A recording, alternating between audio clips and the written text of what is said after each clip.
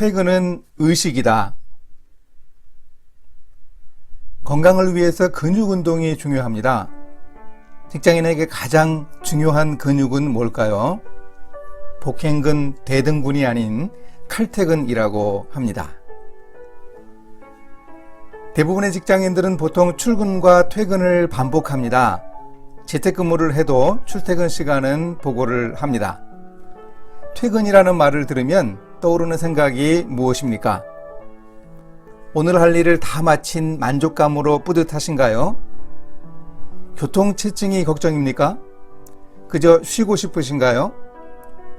반복되는 일상이니 그저 별 생각 없이 퇴근하시나요? 출퇴근은 일터뿐만 아니라 우리의 집과 관련이 깊습니다. 퇴근하기 위해서는 일단 집에서 일터로 출근을 해야 합니다. 잠자는 시간을 빼면 집에서 절반, 일터에서 절반쯤 하루를 보냅니다. 퇴근은 직장인들의 반복되는 마감입니다. 오늘도 하루의 일을 마치고 감사하는 마무리입니다. 중요한 나의 일만이 아니라 나의 삶이 있고 나의 삶의 기반으로 돌아간다는 뜻을 담고 있습니다. 그런 의미에서 퇴근을 일종의 의식처럼 생활 속에 거룩한 습관으로 삼으면 좋습니다. 날마다 퇴근할 수 있다는 사실만으로도 감사할 일입니다.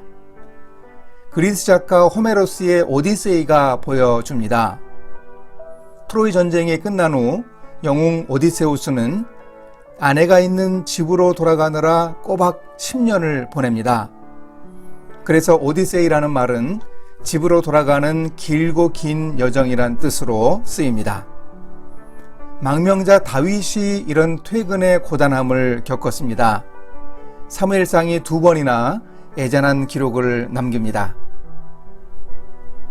사울은 집으로 돌아가고 다윗과 그의 사람들은 요새로 올라가니라. 다윗은 자기 길로 가고 사울은 자기 곳으로 돌아가니라.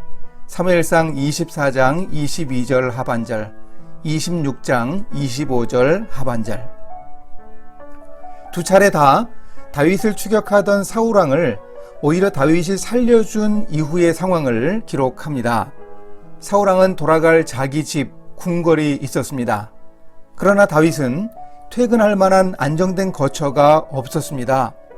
다윗의 사람들이 은신처로 향하는 불안한 퇴근을 자기 길로 갔다고 표현합니다. 안정된 거처가 확보되지 않았으니 얼마나 고달픈 삶이었겠습니까? 불안한 거처가 오히려 다윗을 하나님만 의지하게 하지 않았을까요? 우리는 종종 출근했다가 안타까운 사고로 영영 퇴근하지 못하는 직업인들의 소식을 듣습니다. 칼퇴근을 못하더라도 야근을 하더라도 퇴근에 집으로 돌아갈 수 있다면 감사한 것입니다. 떠들썩한 세레모니는 아니지만 우리의 퇴근은 거룩한 의식입니다. 이제 1태에서 말씀을 이렇게 실천하겠습니다. 퇴근하며 오늘 제가 한 일을 잘 돌아보겠습니다. 감사거리를 찾겠습니다. 퇴근이 거룩한 의식이 되도록 노력하겠습니다. 이제 함께 기도하십니다. 저를 일하게 하신 하나님, 날마다 퇴근하며 영원한 나라로 돌아갈 제 인생의 오디세이를 훈련하게 인도해 주소서. 예수님의 이름으로 기도합니다. 아멘. 퇴근에도 목적이 있다. 출근은 일하러 가지만 퇴근에 무슨 목적이 있나? 그저 피곤하니 집에 가서 쉬는 거지. 그럼 우리 인생은 일만 하다 끝나면 되는 걸까요? 한 쇼핑몰 회사 사목을 찾아온 한 직원이 말했습니다. 그 직원의 기도 제목이었습니다. 그 직원은 퇴근하기 전에 하나님께 기도한다고 했습니다. 하나님, 집에 가서 아이들과 놀아줄 힘을 남겨주소서. 출근해서 종일 일하다가 매장 마감하고 정리한 후 퇴근하면 몸이 너무 힘들어서 그저 쓰러져 자고 싶은 생각뿐입니다. 그런데 아이들이 하나도 안 졸린 동그란 눈을 뜨고 밤늦게 퇴근한 아빠에게 놀아달라고 합니다. 그래서 힘을 남겨달라고 기도하니 얼마나 안타까운가요? 또한 얼마나 멋진 아빠의 모습을 보여줍니까? 퇴근은 그저 일을 하다가 힘이 드니 쉬러 가는 것이지 퇴근에 무슨 목적이 있냐고 말하지 말아야 합니다. 집에서 잠만 자고 나오는 하숙생으로 사는 게 자랑은 아닙니다. 일이 너무 바빠서 힘들어도 퇴근 시간이 늦더라도 우리는 퇴근의 목적을 분명히 알아야 합니다. 성경에 퇴근의 목적을 알고 있던 사람이 나옵니다. 다윗이 번제와 화목제 드리기를 마치고 여호와의 이름으로 백성에게 축복하고 이에 뭇백성은 각각 그 집으로 돌아가고 다윗도 자기 집을 위하여 축복하려고 돌아갔더라. 역대상 16장 2절 43절. 사울왕의 추격을 받으며 망명생활을 하던 다윗은 돌아갈 집이 없어서 자기 길로 가면서 쓸쓸하게 퇴근했습니다. 그런데 왕이 된 다윗은 멋진 퇴근을 보여주었습니다. 다윗왕은 언약궤를 예루살렘으로 옮겨오는 중요한 일을 했습니다. 블레셋 접경 지역에 있던 언약궤를 메고 오는 일이었는데 전에 한번 실패해서 더욱 잘 준비해 성공적으로 마쳤습니다. 다윗 왕은 하나님께 번제와 화목제를 드리며 경배했습니다. 수고한 백성들을 축복하며 선물을 주어 돌려 보냈습니다. 그렇게 일을 다 마치고 난 후 다윗 왕은 집으로 돌아갔습니다. 역대기 기자는 다윗 왕이 퇴근한 목적이 있었다고 기록합니다. 하루의 일을 마친 후 가족을 축복하기 위해 퇴근했습니다. 퇴근의 목적을 분명히 아는 직업인의 모습은 참 멋지지요. 일하는 우리도 퇴근한 후에 할 일이 남아 있습니다. 가족을 축복하는 일입니다. 이것이 퇴근의 중요한 목적입니다. 퇴근의 목적은 일터와 더불어 가정도 함께 세우는 비결입니다. 이제 일터에서 말씀을 이렇게 실천하겠습니다. 가족을 축복하기가 쉽지 않습니다. 워킹맘은 퇴근해도 집안일이 쌓여 있습니다. 함께 노력해 사랑을 실천하겠습니다. 일과 삶의 조화를 위해 노력하겠습니다. 이제 함께 기도하십니다. 일터에서 사역하게 하신 하나님, 퇴근 후에도 가족들을 위한 사역이 있음을 꼭 기억하겠습니다. 가족을 위한 일 역시 제 인생에서 중요한 부분임을 늘 기억하고 소중하게 만들어갈 수 있도록 인도해 주소서. 예수님의 이름으로 기도합니다. 아멘. 투잡러의 고달픈 출퇴근. 우리 시대의 가슴 아픈 직업 현실을 보여주는 용어 중 하나가 투잡러라고 생각합니다. 그러면 성경에도 두 가지 일을 한 투잡러가 있었을까요? 베들레헴 마을에서 집안의 양들을 돌보는 소년이 있었습니다. 막내가 책임지고 집안의 양들을 돌보는 전통에 따라 7 형들을 뒤이어 소년이 양들을 돌보고 있었습니다. 어느 날 소년이 사울왕의 악사 겸 비서로 발탁되었습니다. 출근할 때는 종이나 고용한 목자들에게 양을 돌보게 했습니다. 퇴근 후에는 양들을 인계받아 돌보면서 밤에 양들을 지켰습니다. 성경 최초의 투잡러는 바로 다윗이었습니다. 이렇게 두 가지 일을 다 하는 것이 가능했습니다. 출퇴근 시간이 그리 오래 걸리지 않았기 때문입니다. 궁궐이 있던 예루살렘과 베들레헴은 4-5km 거리였습니다. 그런데 블레셋 군대가 침입해 사울왕이 출전했습니다. 다윗도 왕이 있는 엘라 골짜기까지 출근해야 했습니다. 지도상 거리가 25km였으니 출퇴근 거리로 만만치 않았습니다. 뛰더라도 왕복 4시간은 걸렸을 출퇴근을 여러 날 계속했습니다. 39일째 저녁에 집에 온 다윗에게 아버지가 심부름을 시키셨습니다. 참전한 3명의 형들과 지휘관에게 음식을 전하라고 하셨습니다. 두 가지 일을 하는데 심부름을 또 해야 하면 어떻게 해야 하나요? 사무엘상이 알려줍니다.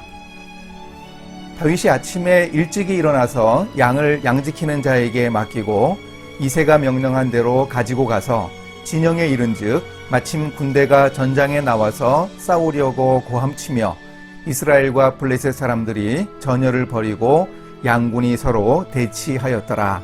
사무엘상 17장 20-21절. 투잡러 다윗은 이때 특유의 성실함으로 어려운 문제를 풀었습니다. 아버지의 심부름까지 해야 하니 평소보다 일찍 출발했습니다. 가져갈 짐이 많으니 시간이 더 걸린다고 예상했을 겁니다. 평소에는 6시에 출발해야 출근 시간에 맞출 수 있었다면 그날은 새벽 4시에 일어나 출발하지 않았을까요? 그러면서도 주어진 일을 하나도 소홀히 하지 않습니다. 양을 양지키는 자에게 맡기고 집안일을 합니다.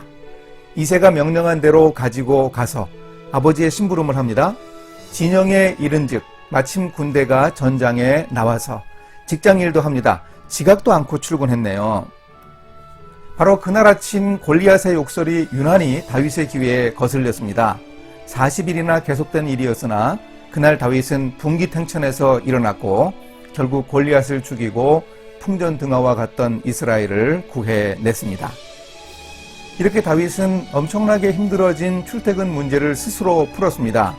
또한 출퇴근길을 활용해 열심히 자기 개발을 했습니다. 20km가 넘는 길을 날마다 오가려면 당연히 뛰어다녔겠지요. 그렇게 고대사회 리더십의 필수 요소인 강인한 체력을 키웠습니다.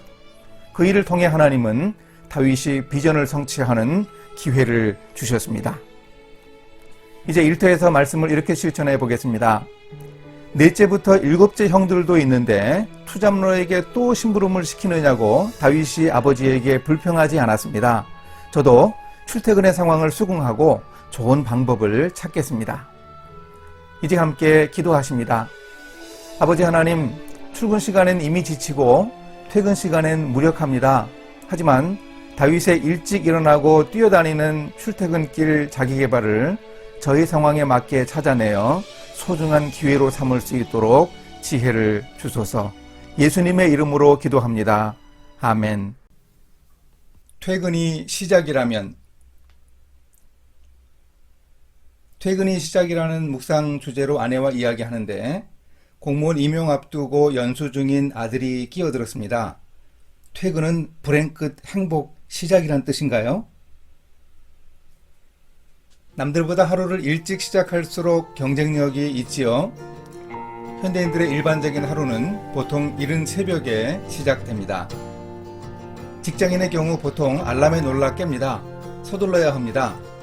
출근 전쟁을 치르고 일을 시작하는데 일이란 본래 끝이 없습니다. 퇴근도 제때 못하고 야근을 해도 일이 끝나지 않는 날도 있습니다. 집에 가서도 일에 대한 압박감 때문에 편히 잠들기도 힘듭니다. 다음날 새벽 알람에 놀라 깨서 비슷한 일상을 반복합니다. 하지만 유대인의 하루 개념은 현대인들과 좀 다릅니다. 유대인의 특이한 하루의 시작과 그 뜻을 창세기와 시편이 알려줍니다. 하나님이 빛을 낮이라 부르시고 어둠을 밤이라 부르시니라. 저녁이 되고 아침이 되니 이는 첫째 날이니라. 창세기 1장 5절. 여호와께서 집을 세우지 아니하시면 세우는 자의 수고가 헛되며 여호와께서 성을 지키지 아니하시면 파수꾼의 깨어있음이 헛되도다. 너희가 일찍이 일어나고 늦게 누우며 수고의 떡을 먹음이 헛되도다. 그러므로 여호와께서 그의 사랑하시는 자에게는 잠을 주시는도다. 시편 127편 1절 2절. 유대인들의 하루는 해가 진 후 시작해 다음날 해질 때까지입니다. 저녁이 되고 아침이 되니 이는 첫째 날이니라. 그래서 유대인들의 안식일은 금요일 일몰부터 토요일 일몰까지입니다. 유대인들의 하루 개념으로 직업인의 하루를 생각해 볼 수 있습니다. 하루의 일을 감사하며 퇴근하면 그때가 바로 하루의 시작입니다. 쉬면서 하루가 시작되지만 그때도 하나님은 여전히 일하십니다. 집도 성도 지켜주시는 하나님이 사랑하시는 자에게 잠을 주십니다. 잠잘 때도 우리 뇌는 하루의 기억 중 중요한 것만 남기고 나머지는 정리합니다. 다음날 출근해서 하나님이 어제부터 하신 일을 이어받아 합니다. 그렇게 하루 일을 마치고 퇴근하면 당연히 보람된 하루입니다. 제가 좀 호들갑을 떨면서 현대인과 유대인의 하루를 비교했습니다. 현대인과 유대인의 하루 개념에는 어떤 근본적인 차이가 있나요? 유대인의 하루가 저녁에 시작하기 때문에 더 좋은 것은 아닙니다. 유대인의 하루에는 하나님을 신뢰하는 믿음이 담겨 있습니다. 혼자만이 아니라 하나님과 함께 일하는 동행을 보여줍니다. 퇴근으로 시작해 보십시오. 하나님과 함께 일하고 살아간다는 동행의식을 가져야만 퇴근으로 시작하는 하루가 보람됩니다. 이제 일터에서 말씀을 실천하겠습니다. 일을 할 때 하나님과 동행하며 최선을 다하겠습니다. 그리고 미련 두지 않고 퇴근하겠습니다. 하나님이 계속 일하실 것을 기대하는 믿음으로 마음 편하게 퇴근하겠습니다. 이제 함께 기도하십니다. 시간과 역사를 주관하시는 하나님, 일터에서도 하나님과 늘 동행하며 일할 수 있게 도와주소서. 제가 주도하며 사는 인생이 아니라 일터에서도 하나님을 의지하는 믿음으로 일하게 인도해 주소서. 예수님의 이름으로 기도합니다. 아멘.